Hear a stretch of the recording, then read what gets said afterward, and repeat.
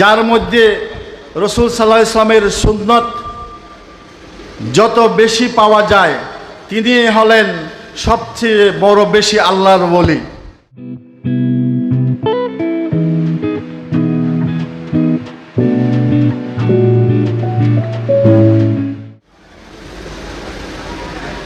ওনার ভাষায় বলবো না, আমি বলবো পৃথিবীর বুকে যদি আমরা সুন্নি না হই তাহলে পৃথিবীতে কোনো মা সুন্নি জন্ম দেয়নি।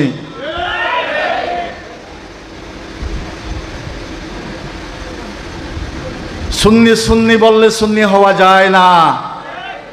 যারা আল্লাহর রসুলের সুন্নতের উপর আমল করে তাদেরকে বলা হয় সুন্নি।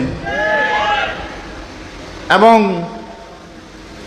সুন্নত বাধ্যতামূলক, অবশ্যই আল্লাহর রসুলের সুন্নতকে ধারণ করতে হবে, লালন করতে হবে, পালন করতে হবে, আমল করতে হবে। যার মধ্যে রাসূল সাল্লাল্লাহু আলাইহি ওয়াসাল্লামের সুন্নত যত বেশি পাওয়া যায় তিনি হলেন সবচেয়ে বড় বেশি আল্লাহর ওলি।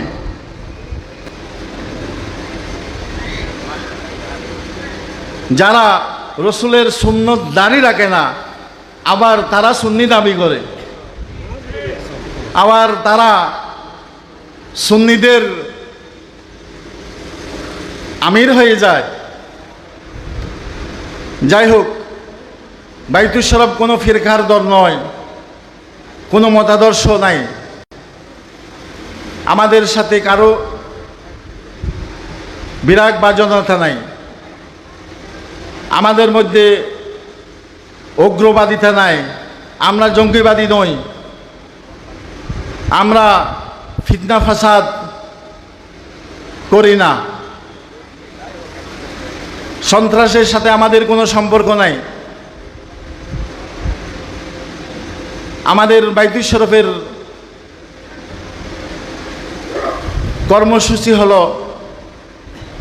অরাজনৈতিক, আধ্যাত্মিক, মানব সেবামূলক জাতীয় পর্যায়ের নিবন্ধিত সংগঠন বাইতুল শরফ আঞ্জুমানে ইত্তেহাদ বাংলাদেশ।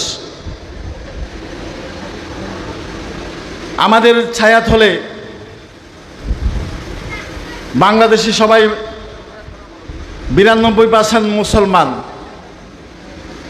আমরা সবাইকে মুসলমান মনে করি। অতএব আমাদের এখানে সবাই আসতে পারবে, আশ্রয় পাবে, যে আশ্রয় কোনো জায়গায় পাওয়া যাবে না।